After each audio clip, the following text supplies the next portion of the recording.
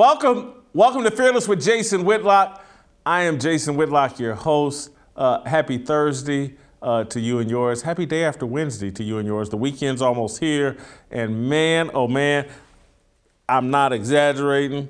We may have our best show ever on tap because Steve Kim's here. No, Steve Kim is here, but Steve Kim's always great. But the reason why we may have our best show is because Matt Walsh, the creator, the face, the front man for a great documentary, What is a Woman? We've been talking about him all week. Matt Walsh is going to be here live in studio with me for the first of a two-part interview. We'll talk to Matt at the back end of this show and kind of delve into who Matt is and why he's so courageous. And then on Friday, we'll air a second part of the interview where we'll discuss what is a woman and my little critique of what is a woman. And we'll have a very thoughtful conversation about that with Matt Walsh. And so I couldn't be more excited about today's show. I'm going to talk some NBA basketball and some NFL news as it relates to Jack Del Rio and the NBA players talking about protesting gun violence.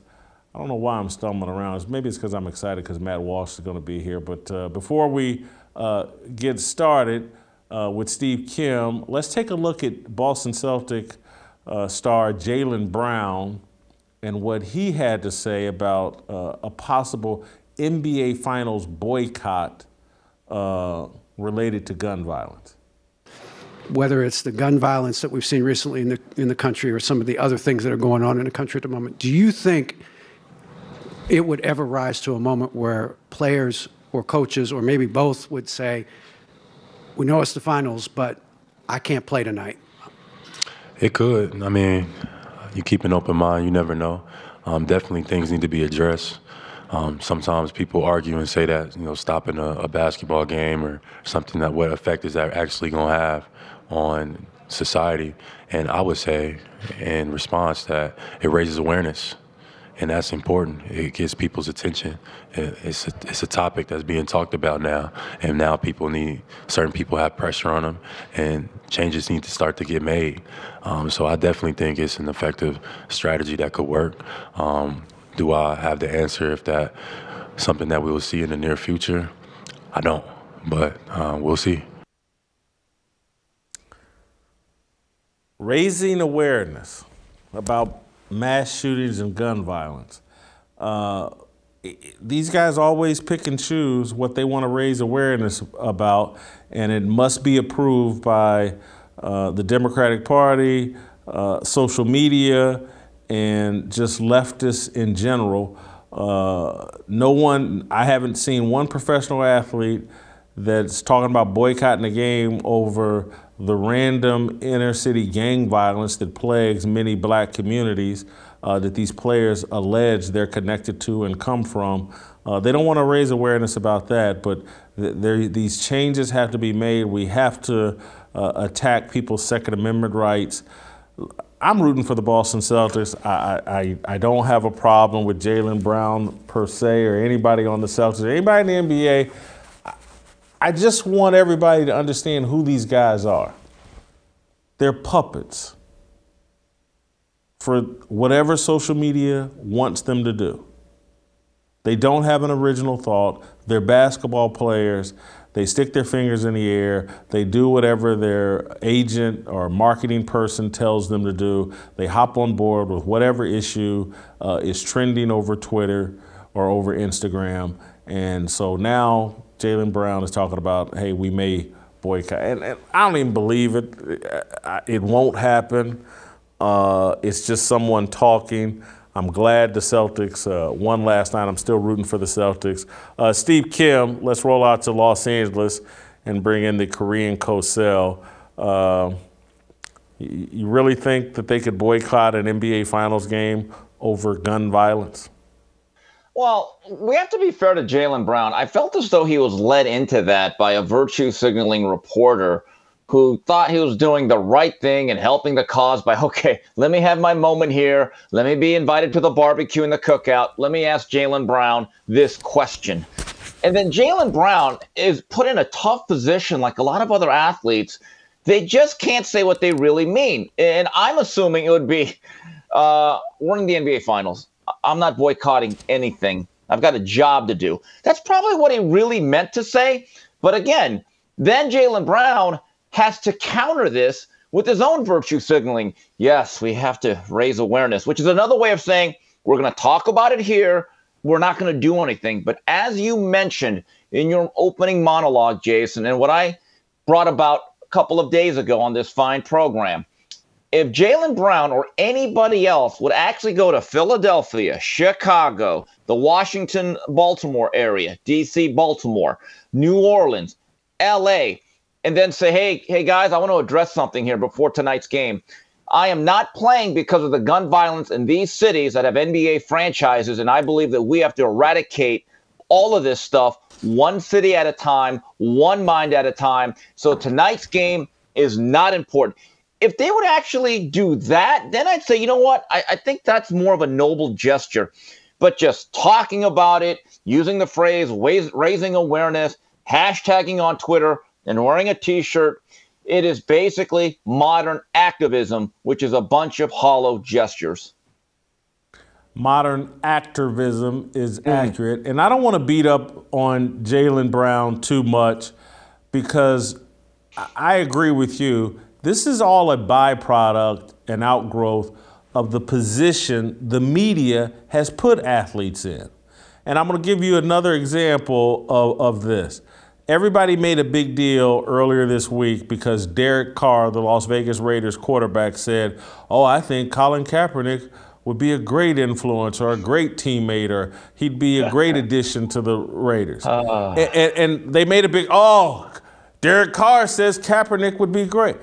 And it's like, is Derek Carr in any position to be honest? He can only say any NFL player, particularly a white one, if asked about Colin Kaepernick, has to say, oh my God, are you kidding me? He should be our starter. He could be a great addition, because everybody knows what happened to Drew Brees when he defended the national anthem. You get taken a dump on and you have to apologize. So we've put athletes in the position where they have to lie to avoid the backlash. No, and look, that's the equivalent of, honey, does this dress make me look fat? Fellas, what are you going to say? That is the ultimate catch-22. But but I'm going to play truth serum again. While Derek Carr was playing platitudes, this is what was really going on in his most honest self. Yeah, I love Colin Kaepernick. My job's under no threat. That guy's got a strong arm, couldn't hit the broadside of a barn. Yes, he's the perfect backup. There's no threat. My job is safe. I'm good. So yes, in that respect, he'd be a great teammate. And by the way, going back to Jaylen Brown, played a great first quarter, came out of the gate. Now that he's 2 games away from winning an NBA championship, and these things are extraordinarily tough to win. Look at all the great players throughout history that have never sniffed a Larry O'Brien trophy. Is someone going to dare ask him, well, hey, to raise even more awareness now that you're up 2-1, how about sitting out game 4?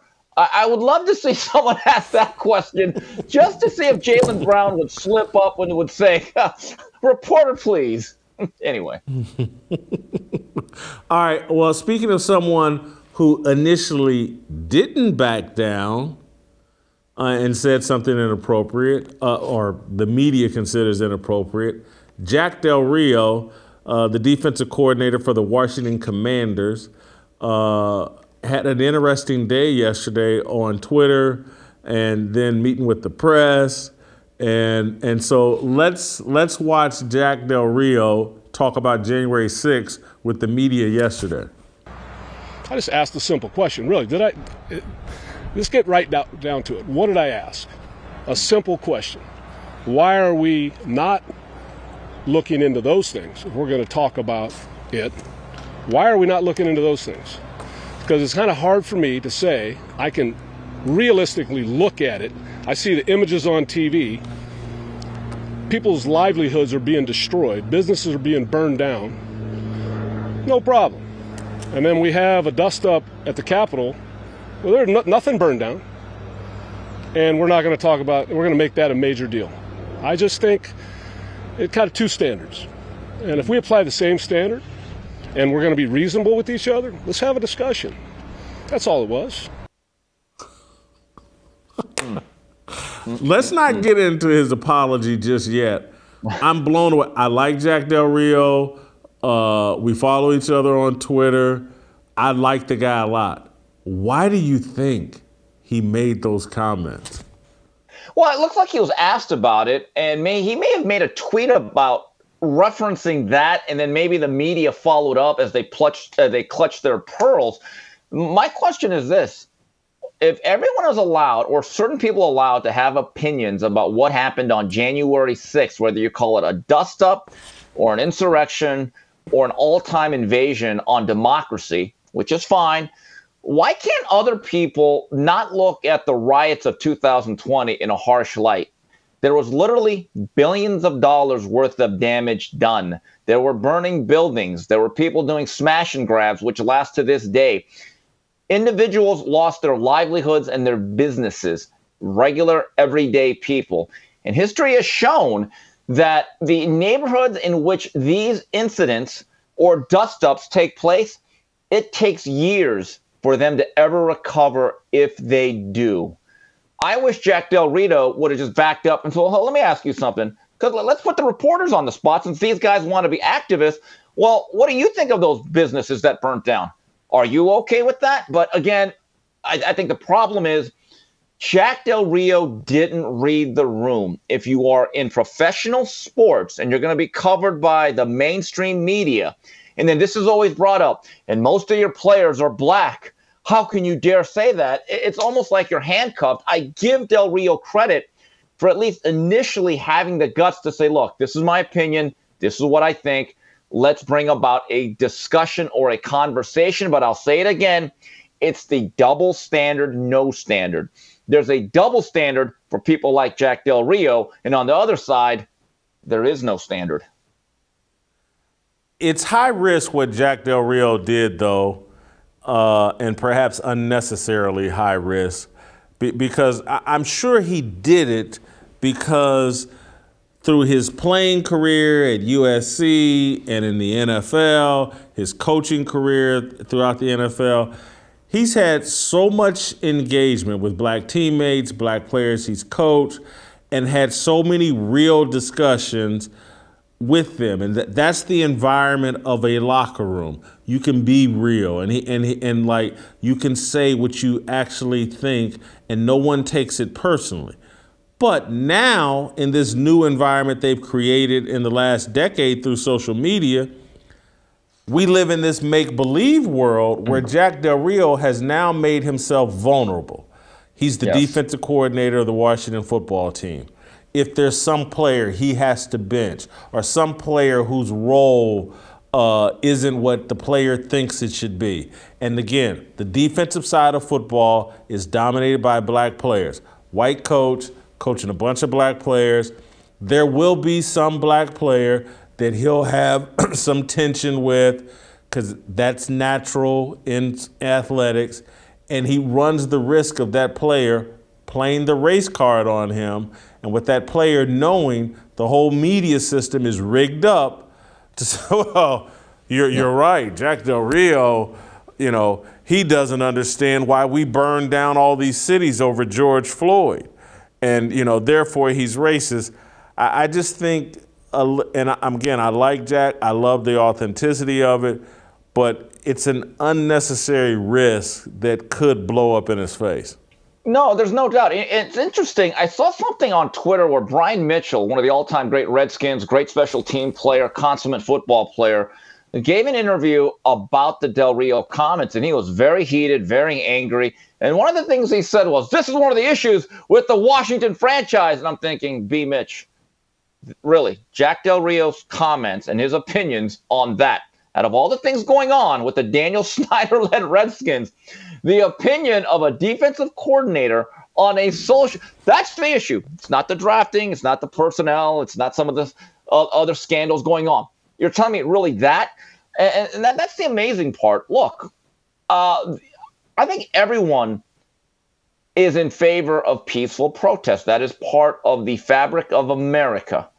However, there seems to be something very dishonest about the conversation when you have images that are seared into our head of burning buildings, the looting, the rioting, the lawlessness, the economic impact that still really affects people to this day. And then you try to tell us, well, it was only 3.7% of the protests that got out of hand. Okay, that's interesting. But someone on Twitter, Sean the Messenger, made a great tweet. He said, if we're all in a swimming pool having a good time and someone took a leak, well, it's only 3.7 of the what? No, trust me, we'd be streaming out of that swimming pool. It's like that. Remember in Caddyshack when someone dropped the Baby Ruth bar into the pool and people were jumping out of there? It's the same. It's exactly the same point.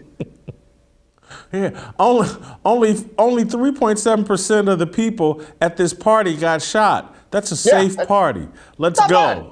Your odds are good. Your odds, but you know what? Bring the Kevlar just in case. You never know. You never know. Jeez. So Jack Del Rio issued an apology over Twitter. I made comments earlier today in referencing the attack that took place on the United States Capitol on January 6, 2021. Referencing that situation as a dust-up was irresponsible and negligent, and I am sorry. I stand by my comments condemning violence in communities across the country. I say that while also expressing my support as an American citizen for peaceful protests in our country. I have fully supported all peaceful protests in America. I love, respect, and support all my fellow coaches, players, and staff that I work with and respect their views and opinions. Again, he's doing damage control.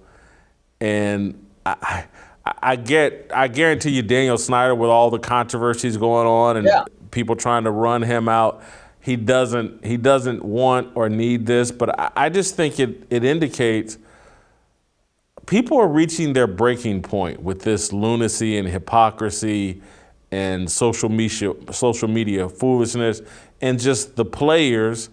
Many and guys like Brian Mitchell just taking people out of context and just abuse. I think people are reaching a breaking point where they're just like, F it. I don't care. I'm going to say what I think. That may be true, but there comes a breaking point where you have to have some guts that either you better be independently wealthy and you are willing to stand on your square, as they say, and to lose your job. I get the sense, and again, I have no inside information. I'm not Adam Schefter. Mr. Del Rio was told, Jack, look, we love you. We don't even disagree with you, but you better issue an apology or we're going to have to let you go. Look, everyone's in survival mode. But that's one of the things. To be a revolutionary, you have to be willing to lose everything. And look, I'm not going to completely rip Jack Del Rio for doing what he did. He's got a family to feed. We all want to make a livelihood that is good for our family. And he's a football guy. He wants to do football. I get it. But you have to understand, if you're going to say something to this degree that's going to be so incendiary, for lack of a better word, you better be willing to understand what you could lose from those statements. All right, I want to move on to a final little sports topic here. The Deshaun Watson debacle. And it is a debacle. There are reports that he called 66 different massage therapists in a 17-month period. Some of the latest allegations are getting pretty salacious. The details that are coming out of him masturbating in front of these women. And again, they are trying to embarrass this dude into coughing up the money to make this go away. But now there's allegations, and again, they brought the Texans into it, alleging that the Texans actually drew up a non-disclosure agreement that Deshaun Watson was handing out to all these different massage therapists. And so not a good look for the Texans.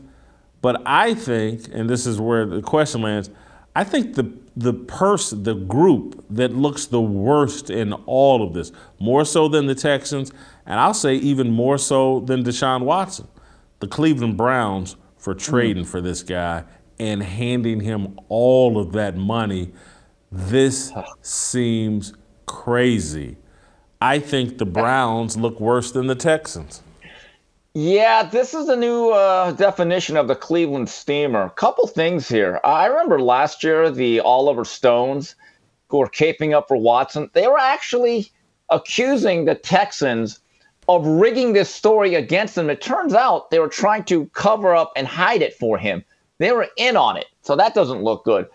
The other thing is, I don't think, as someone that does yoga, it's great for the back and everything, I may never do the happy baby pose again without ever thinking of him. That one part of that story is so salacious. I don't want to laugh, but it is funny. I'm not going to lie to you. Here's the other part. Just thinking as a man, okay? I'm not the most ethical or moral guy. I live a regular life, but if you just want a massage, go to a massage place. There's sports massage. There's all sorts of different massages. You can get some fetishes done, whatever. Not my business. Do you? But if you want the extras, there's also places for that. I did not understand it because this is not about massages. It is not about that industry. The important word here is consent. And that's where it gets really dicey and I think dark for Deshaun Watson. When you force people against their will who are just trying to make a living and to do things against their consent, that's where it's like, wow, that's where I think everyone basically draws the line. The other thing that really got me shaking, he would actually tell some of these young ladies, oh, I just love to help black businesses. Oh, God, really?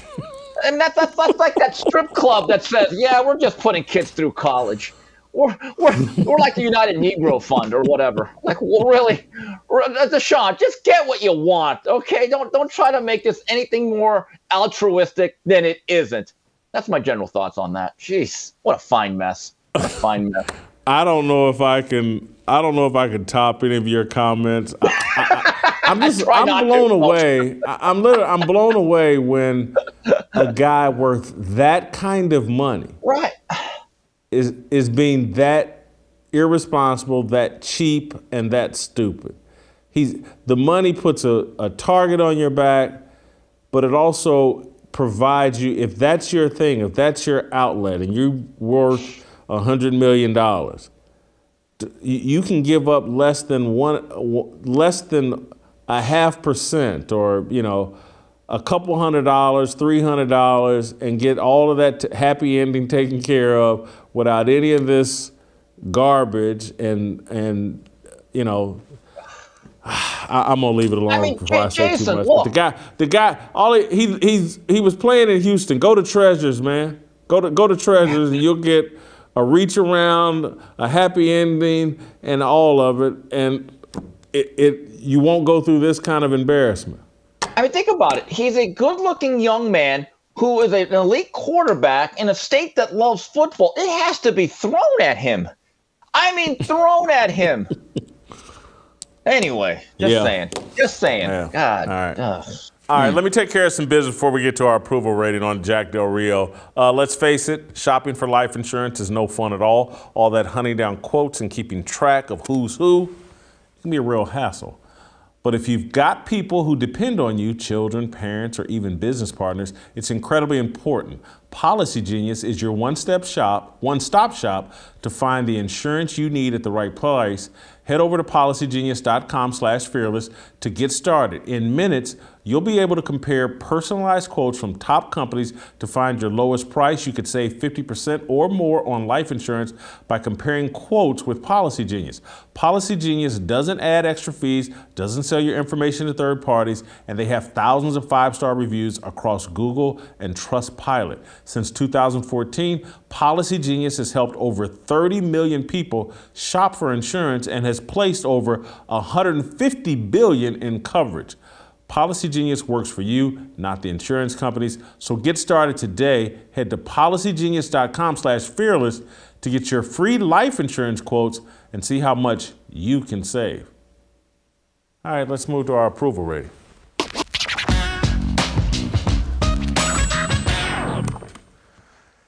All right, Steve. We're going to do an approval rating on Jack Del Rio.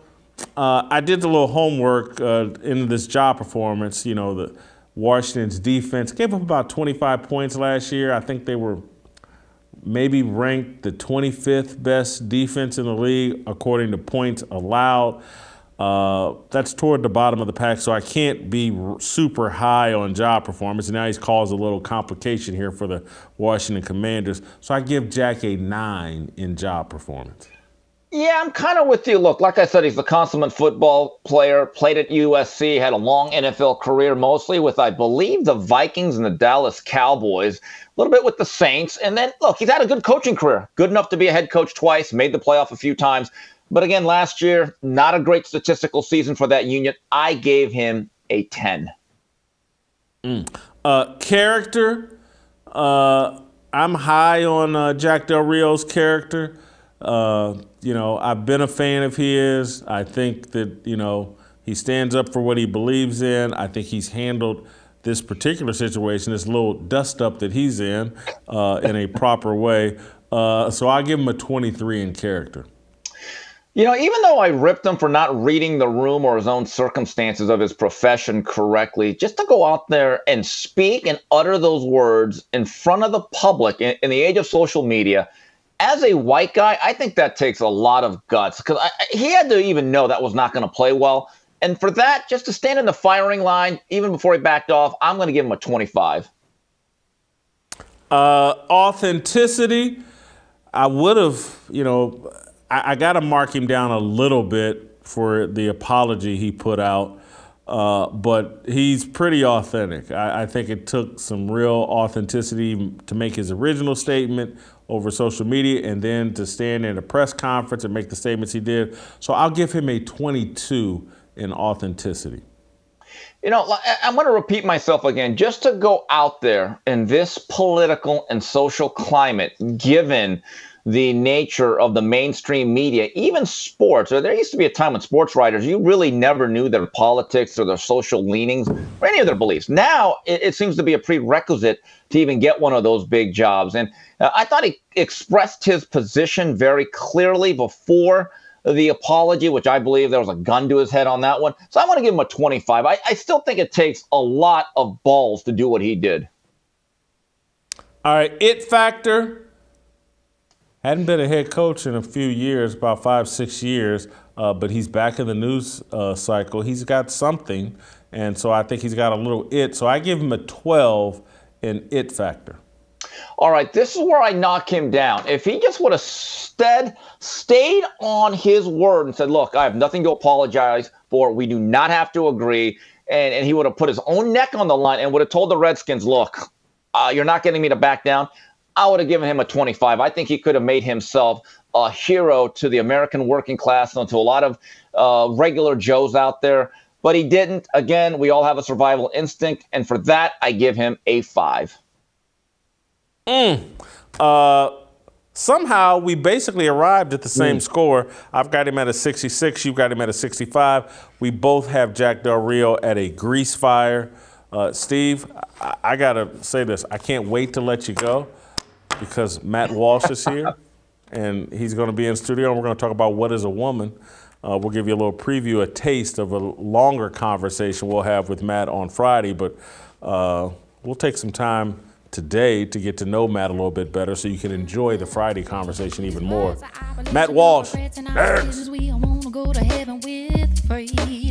my obligation, no hate, discrimination, raising up your hands for freedom. Welcome back. I don't know if I could be any more excited about this next interview. We've been talking about him all week, Monday, Tuesday, Wednesday.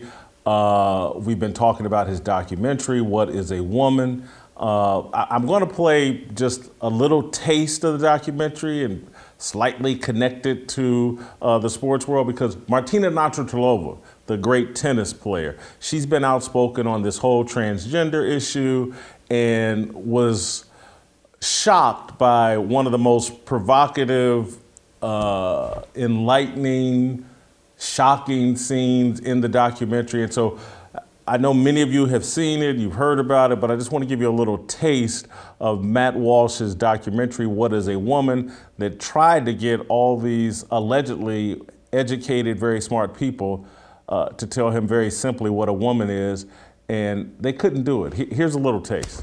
Male gametes. That's what makes me male. No, your sperm don't make you male. Then what does? It's a constellation. In reality, in truth, okay? Whose truth are we talking about? The same truth that says we're sitting in this room right now, you and I. No, you're not listening. If I see a chicken laying eggs and I say that's a female chicken laying eggs, did I assign female, or am I just observing a physical reality that's happening in the world? Does a chicken have gender identity? Does a chicken cry? Well, Does a chicken commit suicide? Let's frame it, because you're trying. The chicken has sex like any biological organism. A chicken has an assigned gender, but a chicken doesn't have a gender identity. So we assign female to chickens when they lay eggs? We assume they're female if they lay eggs. All right, so joining me today for just a preview, we're going to do the full interview tomorrow. But I just wanted to whet your appetite for what I think is going to be a great discussion between Matt Walsh and I. You've heard me talk all week about my contention. Like, I love the documentary, but I wish that he included more of a biblical perspective. I'm going to put that on the back burner. You're going to have to wait to hear that discussion tomorrow, because today I just want to give you a little taste, a little tease. I want to learn a little bit more about Matt Walsh. And then it may inform some of the questions that I have for Friday's show as it relates to Matt. Matt, the host of the Matt Walsh Show on the Daily Wire, successful author, and now a highly successful documentarian. Matt, welcome to the show. Hey, thanks for all the support of the film too. I really appreciate it. Matt, when I hop on board with someone or something, I hop all the way on board. And just me watching your Twitter feed, that's where I was really first introduced to, like, wow, this dude is fearless. And then you just backed it up with this documentary today or last week and moving forward. And you tweeted out this week that you've had some credible death threats as a result of this documentary. Can you tell us about that, and just how has your life changed almost instantly because of this documentary? Yeah, it's been, we knew that this is the third rail topic in society, is gender. It's like the sacred cow. It's the thing you're not supposed to talk about. So we expected that there would be a pretty significant backlash, and there has been. They threw some curveballs at us that I didn't see coming, like the cyber attack on the premiere to try to shut it down. And then other things that we expected, trying to deplatform me. They've been mass reporting accounts, and then the death threats start rolling in. And we have, we're taking care of that. We go to the police with that. That's all being handled on the legal side of things. But I've really been, that doesn't surprise me as much. I've been very pleasantly surprised by just the positive reaction, how it seems to be cutting across. It's not just in the kind of conservative podcast bubble. We've been able to break outside of that, and I've been really pleased by that. You've been able to do it without a mainstream critic reviewing the documentary. Isn't that accurate? Yeah, we have not had one review from in fact, we've had one film review period of it, and this was Christian Toto, who writes for the Daily Wire. So he reviewed it, but we haven't had any corporate media critic review it. And so right now on Rotten Tomatoes, I think we have over 2,500 audience reviews, a 97% rating, and 0 critic reviews. And I think that, I'm not sure that's ever happened in the history of that website. I'm not aware of any other example of a movie that is this highly rated by audiences and has been this widely viewed. We're also the #1 streaming movie on the website right now, the most popular one on Rotten Tomatoes. And the critics just refuse to even watch it. They won't go anywhere near it. Okay, so and this is not a defensive question, I just want clarity. I know I'm not mainstream corporate media, but what would you call my column about What is a Woman? Is that a critique? Is that a review? What classification is that? I guess I would call that a review. I think so I'm putting that outside of corporate, Yep. mainstream. Yeah, I put the Daily Wire outside of that. in the corporate press world of film critics, especially, maybe that's another way of looking at this, professional film critics, but this is what they do for a living, is they talk about and watch movies. None of them, except for the one who writes for our site, as far as I'm aware, has gone anywhere near the movie. You know what, as a sports person, what's fascinating to me, because you guys covered the Leah Thomas situation in your documentary. This whole what is a woman transgender issue impacts the sports world tremendously. And so this cuts across all media spectrums and genres. So like ESPN should review this movie. The Ringer, Bill Simmons's group, they should review this documentary, because this could have monumental impact on the sports world. When Martina Navratilova is commenting about it, one of the greatest female athletes of all time is commenting on it, but the mainstream sports media won't touch it. That's baffling to me.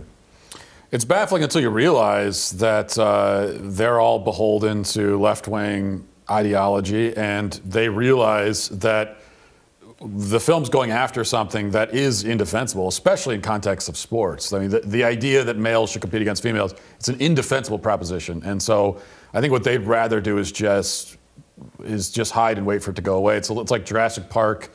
You know, the T-Rex's vision is based on movement, so just kind of stand there still, don't do anything, and he'll walk past you. And that's what they're trying to do with this movie. That's what they're trying to do with the entire issue, which goes beyond the film. The backlash against this gender madness is like the giant T-Rex that they're just kind of standing there and hoping that it moves on. I don't think it's going to work. I don't think people are going to move on from this. I think people are fed up, and they want to return to some semblance of sanity in our culture. And so the critics and everybody else, they can try to remain silent as long as they can, but I don't think it's going to hold. I think eventually they're going to have to come up with some kind of response to this. I don't know the answer to this question, so I probably shouldn't ask it, or I don't even know.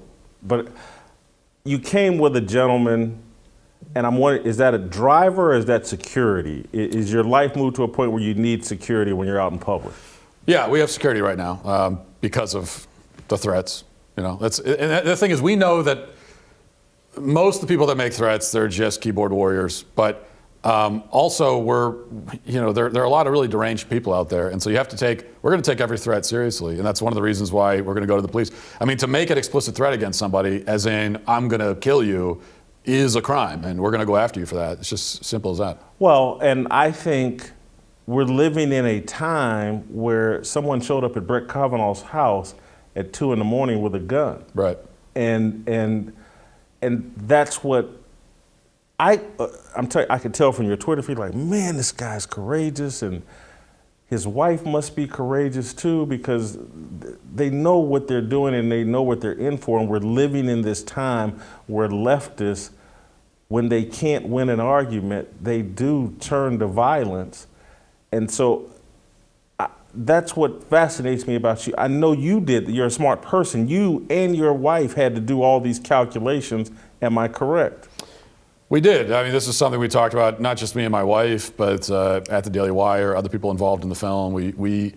Once we started filming it and we saw what we were getting, you know, we would talk about this like this is a bomb that we're going to be metaphorically, you know, setting off, and we just got to be ready for it. But there was never any discussion of, oh, maybe we shouldn't release it, maybe we should back off. It's just that's just not even an option. So we're prepared for it, but that also doesn't make it any less sort of disturbing. It certainly doesn't make it okay. Okay, where are you from? Where'd you go to high school? Where did you go to college? What were your parents like? I'm from Maryland and originally, and from the kind of the Baltimore area. I didn't go to college at all. I went to community college and then I dropped out. So that's my entire post-high school education, formal education, you know. And I found that actually you can not go to college and pick up like books and read them and learn that way. So I found that to be quite useful. I come from a conservative Catholic family. I had 5 brothers and sisters. Your parents, were they college educated? Or? Yeah, college educated, and they raised us. I went to public school, and it was even different back when I was in school. It's gotten a lot worse now, but it wasn't all that long ago. And so it was a liberal area. So my parents, they were very, they would sit us down every night. They wanted to hear what we learned in school. They wanted to hear, they wanted to hear if there was anything told to us by teachers that wasn't true. Oftentimes there was. They'd correct that. And they encouraged us, even in public school as kids, to, look, if you hear something that's not true, if there's something going on that's against your values, you should stand up. If you get in trouble for doing that at school, you won't be in trouble at home for doing that. And so that's how we were just kind of raised in that environment. And so you don't go to college. When does the thought cross your mind, hey, I want to be a public intellectual. I want to take on the establishment with ideas and just be a media personality? Well, I started just kind of blogging. I guess it was 10 years ago now, and kind of writing about a lot of the similar things I write about now and talk about now, cultural issues. And I found early on, I think I was sort of lucky because early on in that process, I had a couple things that I wrote that went viral, and it was also back in the kind of the Wild West days of social media, where you could actually write things and post them and have access to an audience, and they weren't stifling it the way they are now. So I was able to take advantage of that, I think, and so that's kind of where it started. Grew an audience from there and started building over. And 10 years. At one point you were here at the Blaze. I'm accurate, right? Yeah, I was actually at the Blaze for 3 years. Yeah, I mean, it was just writing. I didn't really do a podcast. Because you didn't feel like that was a strength of yours, or it just didn't come, the idea didn't ever cross your mind, or? Kind of a little bit of both. It felt to build, you build an audience through writing, and that's one audience, and then to try to bring that over to another forum is difficult to do. And so it seemed like that'd be a hard task, so I kind of focused on the writing. Went to the Daily Wire, and first I'm writing, I did a lot of writing, and then we started a podcast. And originally at the Daily Wire, I was doing my podcast in my car, just with a webcam, and I was in my car because I was working at home. They were in Los Angeles. I was in Pennsylvania at the time, and I have 4 kids at home, and so I couldn't do it at home. It was just too loud. So I'd go in my car and just kind of rant to my dashboard. And you and Kwame Brown. Do you know who Kwame Brown is? Yeah. The car could be a good little studio. It's got good acoustics and everything for it. And it kind of proved my point, though, when I tried to make this jump to this different forum. It took a long time to build it. You know, I was talking to an audience for a while that was much smaller than the audience for the writing, and it takes a while to build that up. Were you a natural at it? Because I'm telling you, watching you in What Is a Woman, your dry sense of humor, your self-control, your ability to think on your feet, this all seems very natural and instinctive, or is that something you had to learn?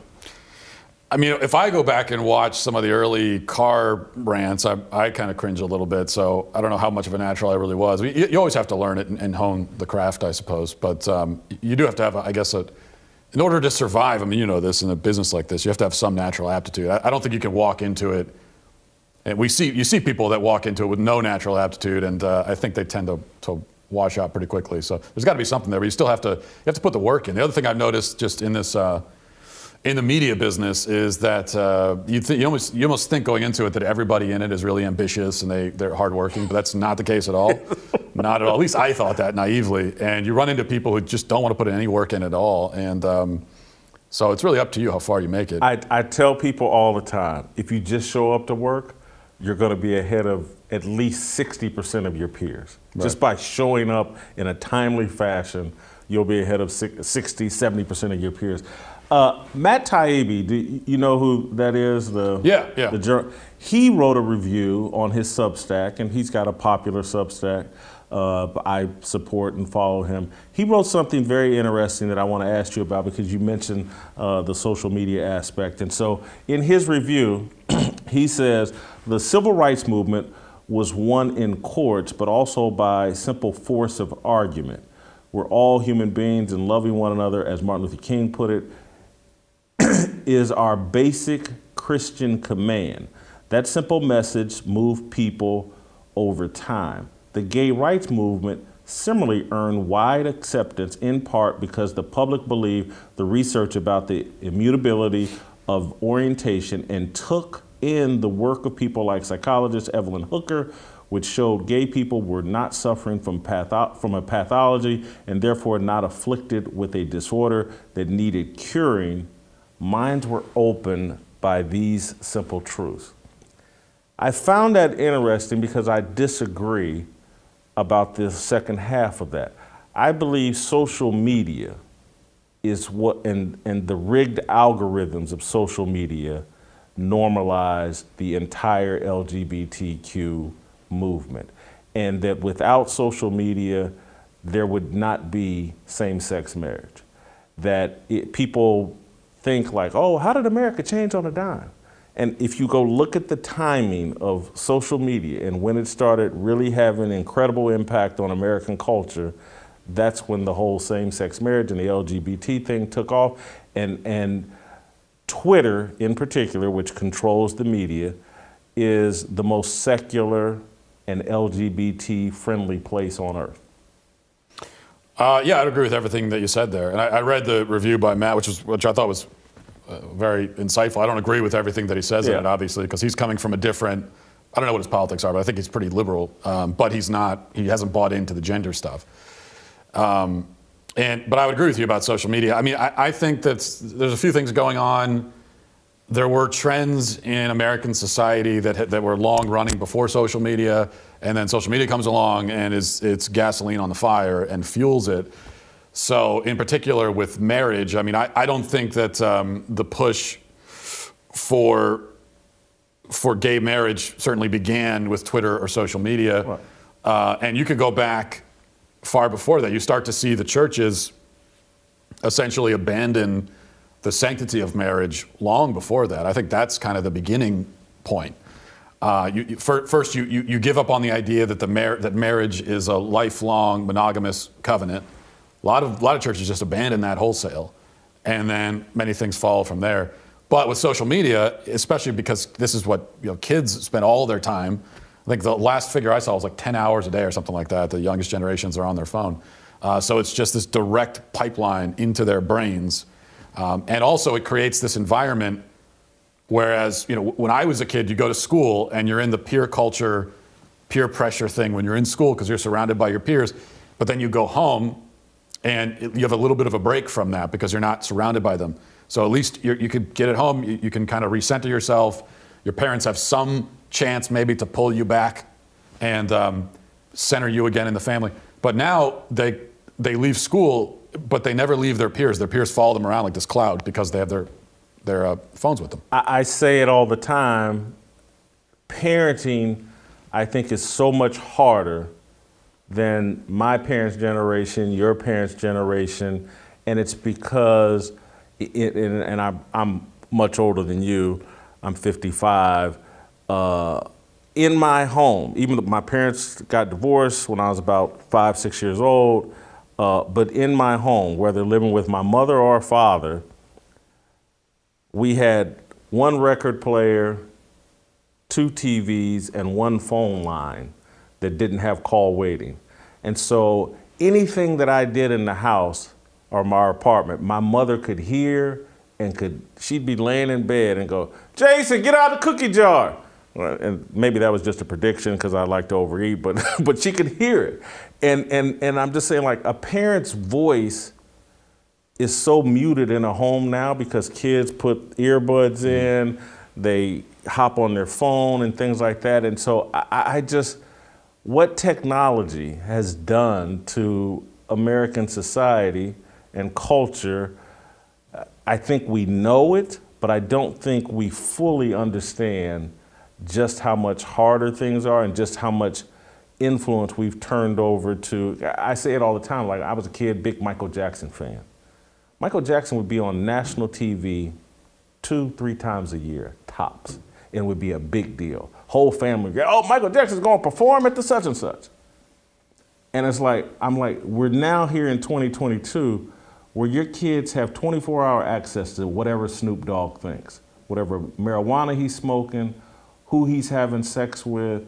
His whole worldview is easily accessed 24/7. And I just don't, celebrities have been given an outsized influence because of all these technological advances. Yeah, I think you're right. It's weird, actually, because they, in some ways, outsized influence, and sometimes, in some ways, their influence has been muted a little bit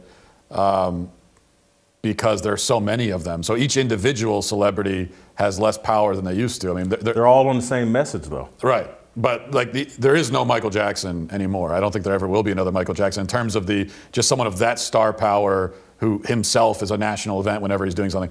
That doesn't exist anymore. But there are so many of them, and they are all on the same page ideologically. So the effect on the kids is even worse because it's so immersive, and they're just in this all the time. And there are so many. And also, there are so many celebrities and famous people that the kids now have their own. You know, Michael Jackson, you all shared that. That was your celebrity, right? I mean, that's like, he's a celebrity of that era, and there was only a few of them. Now, the kids have their own world of celebrities that you might not even know about, and they're constantly in that world all the time. So I want to end today with this question, and then we'll get into a much larger discussion about the documentary for Friday's show. But if you had to point to one or two things that are why you're so courageous, why you're willing to take these risks, and I know faith has to be a little bit a part of it, but if you had to explain to me just why are you so courageous? I look at a man, again, wife and 4 kids, and I'm just blown away that you're willing to take on this fight. Why is that? It's hard for me to answer why I'm so courageous, because I honestly don't consider, I wouldn't describe myself that way. But the thing that motivates me is you say that I have a wife and 4 kids. So that's a big part of it, is that I have kids. So I'm very invested in the future of our culture, the world that we're leaving them. I also believe what I'm saying. I think that's a really important part of this. So when I talk about whatever I'm talking about, gender ideology especially, but any other topic, if I'm talking about it, I actually believe it. I'm not just saying it. And I think that what I've noticed, especially among conservative influencers or whatever, not all of them, but a great number of them, from my vantage point, it doesn't seem they actually believe what they're saying. They're just kind of saying it for attention. And if you're saying it for attention, then you're going to be making these calculations all the time. You're going to say, well, this is how far I can go. I get all the attention that I want, but there's going to be less backlash as long as I go up to this line. I don't go beyond that line. And so you're always making these kind of bargains within yourself, right? But for me, I just believe it. Like, so when I talk about gender ideology is a poison, and it's one of the greatest threats to our children, and it's total lunacy and madness, I 100% totally believe that in my heart. And so everything that comes from that to me just feels natural. If I believe that and I have kids, then of course I'm going to invest totally in fighting against it. What else am I going to do? I mean, am I going to know that this is out there and it's threatening my own children and just sit here and do nothing? I just can't imagine that. Are the good guys going to win? I think, well, we know, scripturally, we know, we've already seen the last page of the book, so we know ultimately that we win. In the shorter term, I do believe that this fight in particular, the fight that we talk about in the film, is a winnable fight. But any fight in the culture, if we're going to win it, it's going to be over the course of generations, because we lost the culture over the course of generations. And right now we are kind of the guerrilla fighters in a hostile environment. We're kind of the ones in the woods that are having to hide and come up with these little operations, and we got to this point over the course of generations. So it only makes sense that if to pull ourselves out of it, it's going to take generations too.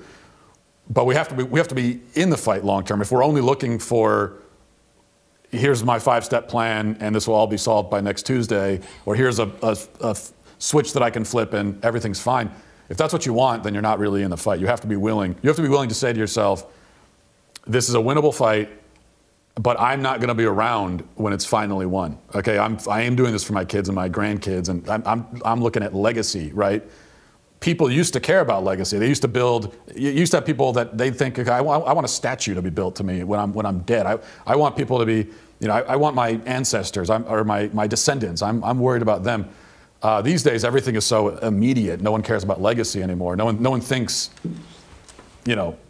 50 years down the line, let alone 5 minutes down the line. So. Well, I want to stop because you're taking me down a path that's going to define our conversation tomorrow. So let's play tomorrow. But I want to end on this note that the problem we got going on in this culture is everybody wants to be on the right side of history.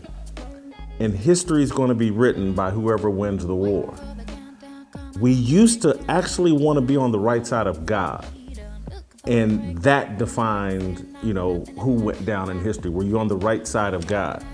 History is written by whoever's in power. And so people got their wet finger in the air, the left's in power. They're going to write history. They're in control of all the institutions that cover history. And so their decisions are easy. For those of us that are believers, we want to be on the right side of God. That's a tougher path.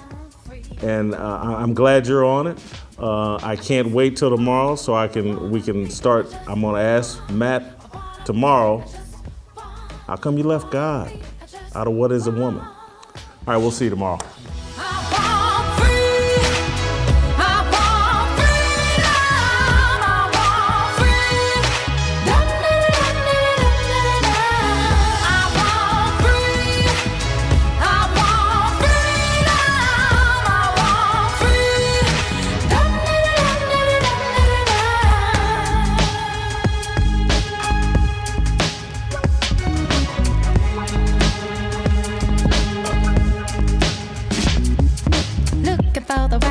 Looking like it's my time, feeling all kinds of free. These words are our religion, our regrets and our decisions. We all wanna go to heaven with freedom. It's my obligation, no hate, discrimination, raising up your hands for freedom.